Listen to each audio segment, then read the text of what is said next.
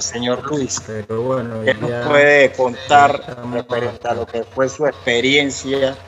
Bueno, muy buenas tardes y muy agradecido por esta experiencia. Mire, mi nombre es Luis Francisco Álvarez Jiménez y para esa época yo vivía en la Siesta en Tocumen. Y en la madrugada nosotros nos despertó, fue no tanto el ruido del bombardeo a las instalaciones del cuartel de los Pumas, sino que en la casa donde yo vivía, ahí cayó un paracaidista. Y ese paracaidista corrió por todo ese techo y dejó el paracaídas enredado así en un alambrado que había.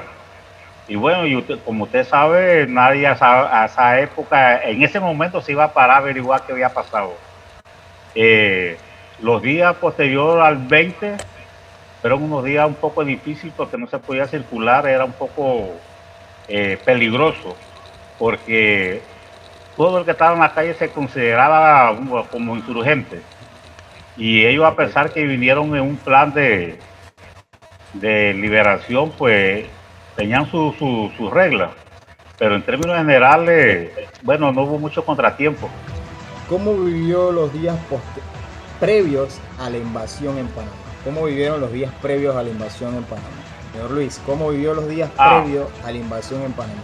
bueno, los días previos a la invasión fueron, no se puede decir que traumáticos, pero sí un poco, había un poco de tensión en el ambiente, porque ya habían habido varias alarmas de invasión.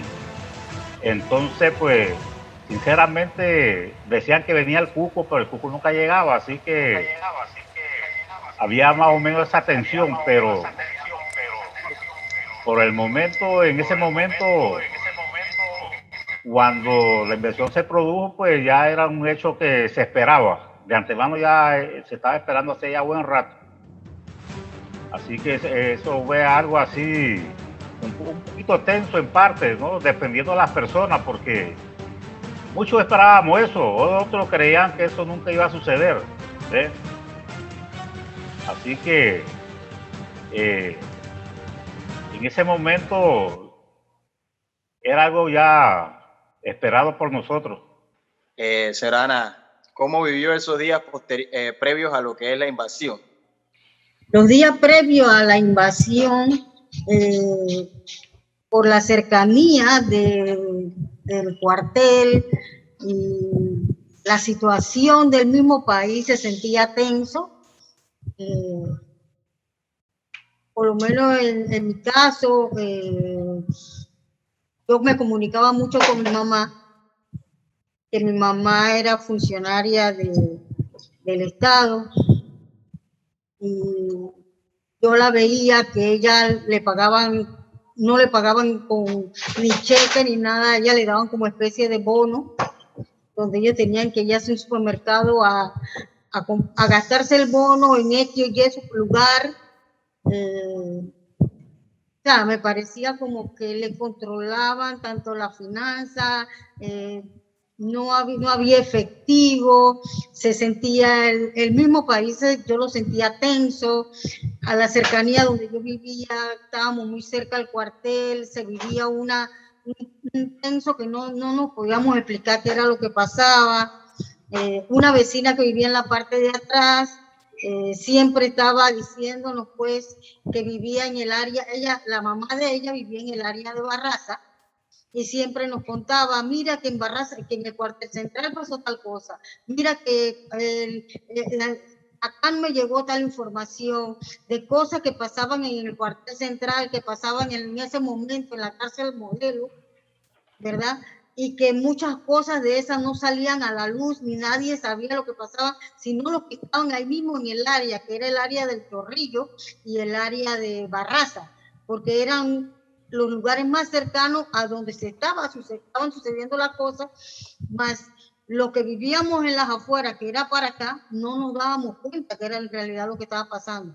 Sí se decía que iba a haber una invasión, que los gringos que los gringos y que esto, y que estaban recogiendo personas que quisieran pelear por la patria, y se veía el movimiento, pero hasta esto no teníamos claro en realidad qué era lo que estaba pasando.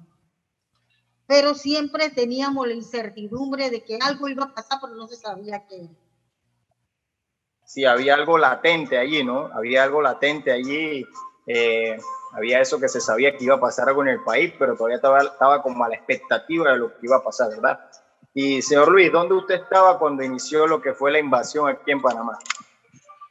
Bueno, yo en ese tiempo vivía en la Siesta Tocumen, cerca del Ceremi, que ahora mismo es una barriada, porque la gente posterior de la invasión, ellos invadieron esos terrenos y construyeron, ¿no?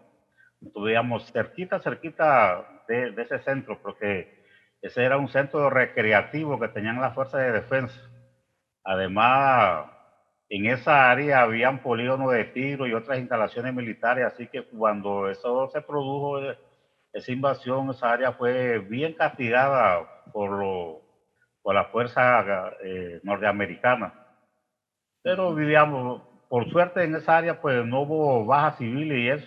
¿Y cómo vivió entonces los días 21 y 22, 20, 21 y 22 de diciembre de 1989? Bueno, posterior a ese día, al día siguiente, cuando ya amaneció y eso, sinceramente la calle estaba, como se dice, muerta, no circulaba nada, nadie. Y por lo tanto, ya sabíamos lo que había sucedido y nadie salió. Yo no salí, por ejemplo, yo cuando salí a la calle ya realmente, ya habían pasado como 10 días. Ya habían recogido todo y habían hecho lo que iban a hacer. Porque, sinceramente, la situación no era como para uno andar haciendo turismo, vidajeneando, como uno dice, por la calle. No, eso era peligroso porque, sinceramente, a donde yo vivía en esa área, estacionaron muchas unidades de ellos. Los americanos, muchas unidades de combate. Imagínense que ellos, cualquiera podía ser para ellos peligroso porque ellos estaban en guerra técnicamente. Así que yo no salí, y en el área donde yo vivía, por ejemplo, los vecinos nos reuníamos ahí como entre familias, pero nadie salía. A pesar que ahí cerca hubo un saqueo enorme, pero yo dije, no, a mí no me van a agarrar en una situación como esa, cogiendo tonterías, porque sinceramente lo que habían eran tonterías, así que tampoco, nada de eso. 10 días demoré para salir. Wow, wow, wow. Sí. Y señora Ana, ¿y usted cómo vivió los días posteriores, después de la invasión, después que ya sucedió todo, después de la crisis? Me imagino que fue una crisis enorme, quizás ni se imagina, ni se compara lo que estamos viviendo actualmente con esto del COVID. Entonces, dígame cómo usted vivió esos días después. Me comentaba antes que en ese tiempo usted tenía una baby recién nacida y usted fue a buscar la leche en bicicleta. Me imagino si en el mismo acto usted estaba viviendo eso. ¿Cómo vivió posterior, después que eso sucedió? Bueno, puedo contarle que eso fue el día 21. Salí a buscar la leche, estaban borbandeando, venía ¿cómo es que se llama? La tanqueta. Las tanquetas con los gringos, y los gringos de orilla a orilla en la calle, y yo dije, Dios mío, tú eres grande y poderoso, tú me llevas con bien y tú me traes con bien. Yo me fui, andaba en bicicleta porque yo tenía en la casa 4 niños pequeños, entre ellos estaba la bebé, y ellos no saben de que yo les tenía que decir, no hay comida. Yo fui a la casa de mi mamá me tenía una mochila que ni yo podía con ella, me amarró la mochila al caballo de la bicicleta, y así yo tuve la gran suerte que yo no sé qué yo me puse en los pies, pero yo creo que en los pies yo tenía alas. Pero en bicicleta yo regresé a mi casa y por lo menos ese día tuvimos para comer arroz con tuna. porque ni siquiera nos dieron oportunidad en ese entonces para hacer súper ni nada. De nada servía en esa época que tú tuvieras dinero para ir a hacer súper, porque los supermercados todos estaban saqueados y mayormente tú pasabas por un supermercado, tú exponías tu vida porque tú no sabes quién te podía disparar, quién te podía nada. Yo decía, aquí la única salvación que era ir donde mi mamá y regresar a mi casa. O sea, no había manera de cómo comprar, o sea, todo estaba cerrado, lo que no estaba cerrado estaba saqueado, estaban los antimotines, estaban las guerrillas, estaban los barreros, todos estaban ahí, o sea, no había manera de cómo comprar, aunque tuvieras plata. No había manera. Ahí lo que prevalecía, por lo menos en la barriada donde yo estaba, como no sé si conocen la barriada Reparto Panamá, esa está en la parte de atrás del cuartel, del antiguo cuartel de Panamá Viejo. Esa es la que pega en la misma, para la parte de atrás, pero se entra por Chanis. Esa barriada sentíamos los bombardeos en la noche. Pero lo que hacíamos los vecinos era que el que tenía tuna te lo cambiaba por leche y el que tenía leche te cambiaba por... Practicaban el trueque. El trueque. En ese entonces no importaba qué precio tenían las cosas, sino que lo que prevalecía era el trueque. Y por lo menos ahí en la barriada, toda la vida le voy a estar agradecido a las personas que eran mis vecinos, porque entre todos nos ayudábamos, entre todos nos cuidábamos. En las noches los vecinos varones hacían guardia para que ninguno, porque como era una barriada que muchos no se sabía ni quién era maleante, ni quién no era maleante, ni qué iban a hacer. También se decía que Noriega estaba escondido ahí en la barriada. O sea, teníamos mucho peligro latente cercano. Así que lo que hacíamos era que hacíamos turnos para cuidar en la noche y constantemente teníamos un grupo de norteamericanos caminando por las calles y lo único que te decían era su casa, su casa, su casa, y no te decían que era en realidad lo que estaba pasando. Pero sí había mucho miedo lo que vivíamos ahí, teníamos mucho miedo. Ok. Y ustedes consideran, ambos consideran de que la invasión a Panamá en el 20 de diciembre de 1989 es justificada. O sea, todos los actos que se dieron, o toda la forma como fue nuestro país destrozado realmente, llevándonos a una ruina, ¿ustedes consideran de que realmente fue justificado, fue la manera que los Estados Unidos debía intervenir en la situación que estaba pasando en el país? Señor Álvarez, le cedo el micrófono. Bueno, sinceramente, se sabe a ciencia cierta que eso nunca fue necesario. ¿Por qué? Porque ellos tenían el método o el modo de cómo haber intervenido de una manera no tan desastrosa, primero. Y segundo, de que ellos hicieron esta invasión sobre pretexto para sacar a un solo hombre, lo cual no justificaba el movimiento de tropas y los miles de panameños que murieron en ese incidente. Simplemente ellos lo justificaron, pero nunca se hicieron responsables a los daños civiles, los daños materiales, a los muertos innecesarios.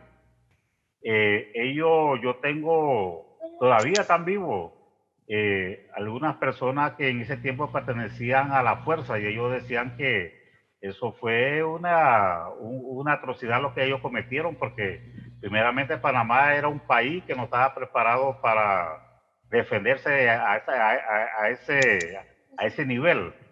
Entonces, a nosotros nos usaron como conejillo de India, porque ellos aquí se sabe ahora después de eso que ellos usaron equipos militares nuevos y aquí los entrenaron, usaron uniformes nuevos y aquí los usaron. Es decir, todo lo que ellos trajeron fue para un experimento y nosotros fuimos los que pagamos ese experimento, sinceramente, porque a esa persona que ellos querían tanto, ellos pudieron haberlo capturado en cualquier momento, porque ellos tienen tropas especializadas para eso. O sea, Pero aquí no pasó eso, aquí simplemente vinieron a realmente destruir. el ejército de los Estados Unidos era un ejército realmente poderoso en esa época, también hasta la actualidad todavía es poderoso, que realmente no era justificable el traer tantas tropas a invadir nuestro país. O sea, un país pequeño, un país que no le llegaba al nivel al ejército de los Estados Unidos. ¿Usted considera que realmente no era la manera? ¿Había otra manera donde se podría dar con el objetivo y detener a la persona al objetivo de otra forma? Eso es lo que me expresa. Exactamente, así es, porque ellos tienen unidades para que ellos le llaman unidades de extracción. Y aquí en Panamá, por ejemplo, se sabe que aquí mismo estaban las bases de ellos, así que ellos no tenían que usar un segundo país o tercero para hacer esa clase de intervención. Simplemente lo hicieron para acabar con lo que ellos consideraban que era peligroso para ellos. Castigar al hijo malcriado que se le había escapado de sus manos. Ese es más o menos el síntesis del asunto. Acabar con todo y volver a empezar con otro patrón, como se ha visto. Pero no justifica, porque mataron miles de personas, principalmente en el área de Chorrillo.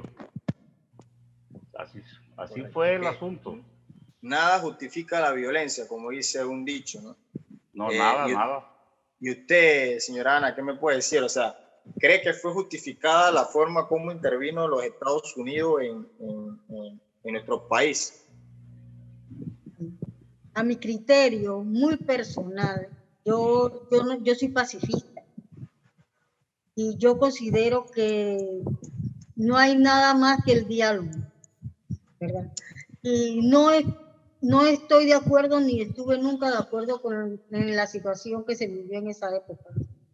Y pienso yo que haciendo el señor Noriega parte de la CIA, porque en esa época murió mucha gente inocente, que ni siquiera eran paramilitares, ni eran guerrilleros, ni nada de eso. Murieron gente muy joven, que salían, por lo menos me viene a la mente un joven que yo conocí de niño y era hijo único. Y por el hecho de que iba con un saco que habían abierto un supermercado, iba con un saco de cosas para su casa y no entendía el idioma inglés. Al parecer lo que dicen es que el gringo le dijo que se detuviera y él siguió caminando. A él le dispararon y lo mataron. Y simple y sencillamente él no andaba ni con arma ni nada. Él lo que llevaba era un saco de quién sabe qué cosa llevaba en ese saco. O sea, se murió mucha gente inocente solamente por venir a buscar un hombre. Y al fin y al cabo terminó en una cárcel panameña y nunca dijo lo que el panameño quería saber. Nunca lo dijo, o sea, que se lo llevó a la tumba. Y los muertos siguen muertos y nadie sabe qué pasó con lo que no encuentran en el momento. No valió de nada las muertes que hubo en esa época, porque esta persona, como sabemos, ya falleció, se llevó todos sus secretos a la tumba, como bien lo señalaba usted, y hasta este momento no sabemos, muchos todavía desconocen el paradero de sus familiares, los muertos o muchas cosas que se dieron en esa época realmente. Entonces, exacto. ¿Y quién me dice a mí que dentro de nuestro gobernante en la actualidad no están los malandrines que andaban siguiéndolo a él? Eso es lo que todos panameños tenemos que preguntarnos. Si dentro de nuestro gobernante no hay malandrines que andaban detrás de él y tienen la misma forma de pensar de él. Y seguimos como panameños poniéndolos en la presidencia de la República. Así es.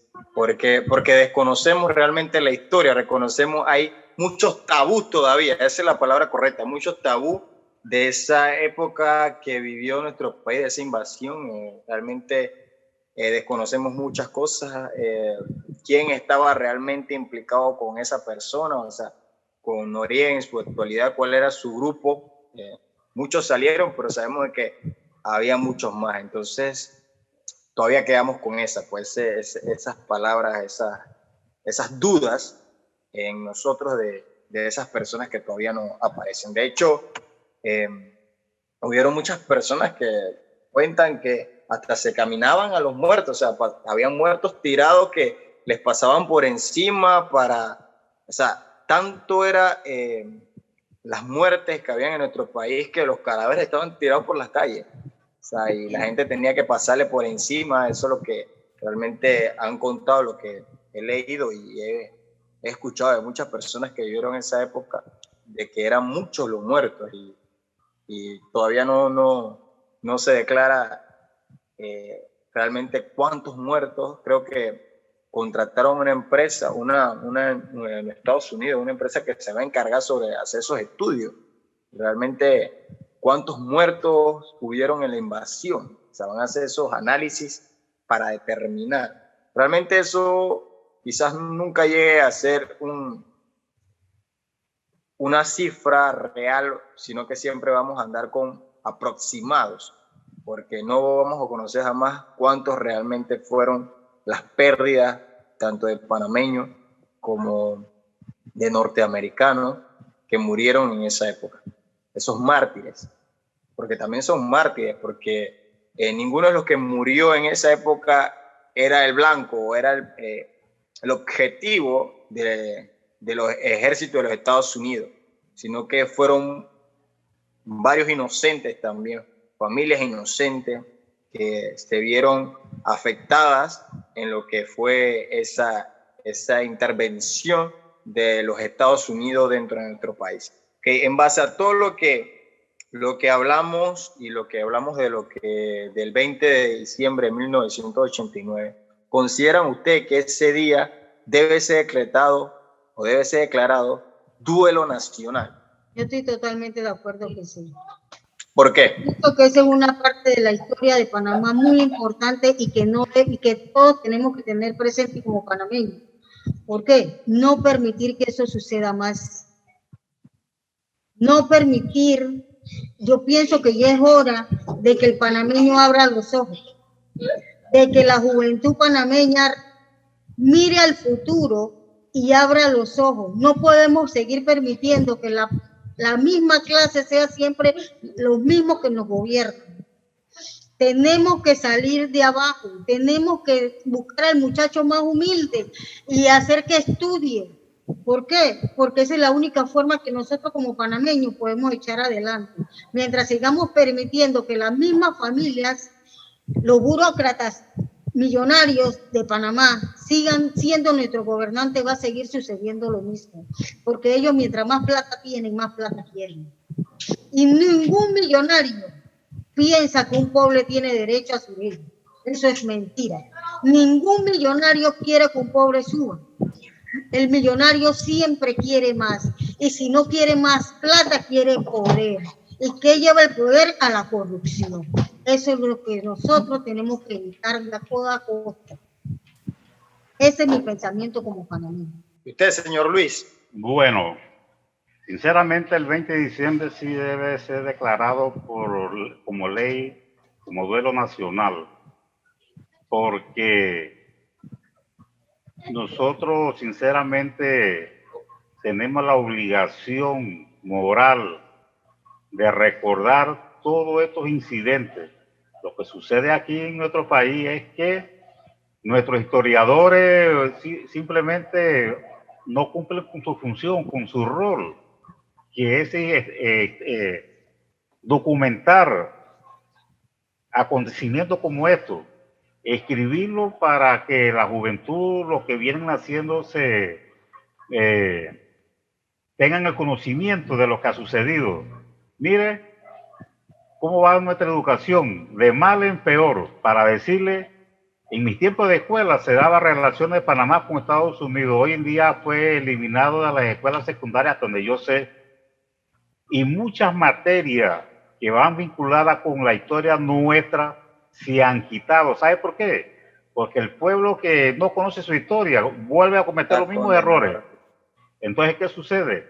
La juventud, yo digo juventud, digamos como la edad de mis hijos, yo los veo a ellos que ellos no se preocupan por estos acontecimientos pasados. Ellos viven su vida de otro tipo. ¿Por qué? Porque la educación que se le está dando actualmente en las escuelas, en las universidades, a los jóvenes, es para que ellos olviden todo esto. Correcto. Porque mire, usted agarra un muchacho de 20, vamos a poner 25 años, y usted le pregunta sobre esto. Hay unos que ni saben que esto existió, esta invasión, ni siquiera están enterados que fue eso. Porque a mí me ha tocado tener esta clase de conversaciones con muchos jóvenes. No saben. Entonces, nosotros como panameños, como sociedad, no debemos permitir nunca que esto se olvide. Y tampoco debemos permitir que el extranjero, digo el extranjero que viene de afuera, escriba nuestra historia. Porque ese es el rol de nosotros, como panameños. Y es nuestra obligación que eso jamás se olvide, que jamás pase por alto, y siempre inculcarle a la juventud y a los muchachos estos principios. Estudien su historia, aprendan de la historia y no volverán a cometer los mismos errores, porque nosotros lo hemos cometido una y otra vez, de una o de otra forma, en otros eventos, pero siempre es por eso. La historia no se escribe. Es correcto, no señor Luis. Y usted dijo una palabra que fue la que yo inicié, fue esta entrevista, que fue: un pueblo que olvida su historia o que desconoce su historia está condenado a repetirla. Entonces, muchos estuvieron en contra o a favor de esa materia de relaciones de Panamá y Estados Unidos, y considero de que esa materia se debe de dar. ¿Por qué? Porque mucha de nuestra historia, o casi la mayoría de nuestra historia, está interviniendo los Estados Unidos. Entonces, tanto en la gesta del 9 de enero como en la invasión, también intervienen los Estados Unidos. Son hechos de nuestra historia que nos marca, porque realmente siempre cuando intervienen los Estados Unidos o hay algo de los Estados Unidos, hay muertos. Y siempre existieron muertos en lo que fue la gesta del 9 de enero, existieron muertos en lo que fue la invasión el 20 de diciembre, y toda casi nuestra historia va enlazada a los Estados Unidos. Y por ende, como es la materia que hoy estamos impartiendo esto, que es la materia de relaciones con Estados Unidos, Panamá y Estados Unidos, y considero que esa materia debe ampliarse, darse también lo que jamás la debieron quitar, porque como usted dice, agarramos a jóvenes por ahí de mi edad, 25 años, y no conocen qué pasó el 9 de enero, no conocen muchas cosas que han sucedido en nuestro país, qué sucedió realmente el 20 de diciembre de 1989, desconocen esa fecha, desconocen muchas cosas, y creo que hay mucha ignorancia en estas historias de parte de la juventud, y a veces inclusive de personas que son mayores también. Hay bastante ignorancia porque no se han tomado esa tarea de seguir empapándose o leer o conocer de la historia de nuestro país, y creo que eso es una de las cosas, un valor que tenemos que inculcarnos y seguir adelante. Así que realmente le doy muchas gracias por enriquecernos con sus conocimientos referente a lo que pasó el 20 de diciembre. Y bueno, lo dejo para que se despidan y le den una pequeña exhortación a los jóvenes de nuestro país, y que conozcan lo que es su historia. Señora Ana. Bueno, yo como a razón de anécdota, yo le quiero decirle algo. Hace unos días quedé preocupada. Mi profesión, yo soy ambientalista, yo soy licenciada en recursos naturales. Y a pesar de que ya yo me jubilé, mi gran preocupación en la vida es: ¿a quién le voy a dejar el planeta? A los jóvenes de ahora. Yo estoy muy preocupada por eso, no creas. Yo estoy muy preocupada por eso, porque yo veo que la juventud ahorita mismo lo único que saben es chatear, ver internet y creerse todo lo que sale en Facebook. Y el estar, como dicen ellos ahora mismo, en la taquilla, y ninguno se está preocupando por las cosas que están sucediendo y los cambios que se están dando en el planeta. Y sinceramente sí, yo los exhorto y estoy contenta que tengan el interés de conocer parte de nuestra historia, ¿verdad? Porque es muy importante saber de dónde nosotros salimos y de saber de dónde nosotros tenemos ese don, ese patriotismo que tenemos que llevarlo por dentro, porque la juventud ahorita mismo no lo tiene. Ellos lo único que les interesa es tener una conexión wifi y un buen teléfono de marca. Es todo lo que le interesa a la juventud ahorita mismo. Sin embargo, nosotros, los de la época pasada, los viejitos, como nos dicen, porque somos viejos porque no sabemos de tecnología, ¿verdad? Somos los que tenemos, como quien dice, la historia del país en nuestras manos. Pero le estamos dejando un país que sabemos a la larga que a los jóvenes le va a ser bien difícil llevar. Y mucho más ahorita mismo que no quieren ni siquiera educarse. Así que yo los exhorto a que sigan preparándose y sigan echando por delante y que sean gente de bien, y que en un futuro no se dejen caer. En un futuro agarren la bandera y sigan adelante y sigan peleando por su derecho como panameños. Ningún extranjero en nuestro territorio debe gobernar, sino un panameño. El panameño es el que gobierna en Panamá. Aquí es el único país donde han venido extranjeros y han querido pisotearlo. Y eso no podemos seguirlo permitiendo. Bueno, espero que haberle ayudado en algo. Hubiera querido expresarle todo lo que yo viví en ese momento, los sentimientos, pero eso es imposible porque en ese momento uno no sabe si todos los sentimientos que uno tiene están bien o están mal, pero aquí estamos y por algo estamos en este momento aquí, así que gracias. Mi exhortación sería la siguiente: que se le enseñe a la juventud, a las escuelas, a los niños que ya sepan leer y escribir nuestra historia. No, nos podemos remontar de la época de la tajada de sandía, cuando hubo ese incidente tan bochornoso en nuestro país, y esa fue una intervención de ellos también que le costó. En ese tiempo pertenecíamos a la República de Colombia y nosotros éramos un departamento, y le costó a ellos cerca de 400,000 pesos en oro pagar, y tuvimos que indemnizar a los que nos agredieron, imagínense. Entonces, eventos como esto la juventud debe de saberla. La intervención de 1918 por parte de los norteamericanos aquí en Panamá también, todos estos eventos, 9 de enero, 20 de diciembre del 89, todo esto se debe de reescribir nuestra historia y dársela a los jóvenes para que la estudien, para que seamos jóvenes en el futuro con una vasta experiencia y sepan defender nuestros derechos en el mundo globalizado que existe hoy día.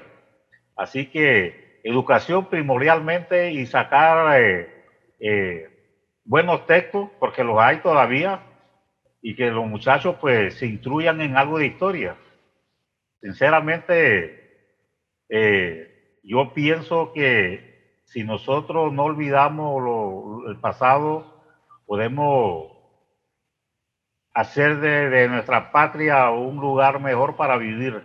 De antemano, pues le agradezco y le doy las gracias por haberme invitado a participar en este conversatorio, y lo exhorto a que lo sigan haciendo, porque estas son cosas que motivan pues a uno decirlo a algo lo poco que uno sabe y todo esto se puede ir implementando y muchos le pueden ir sacando alguna clase de provecho en cuanto a conocimiento. Así que muchas gracias y agradecido pues por su invitación y bueno, síganlo haciendo que va por buen camino.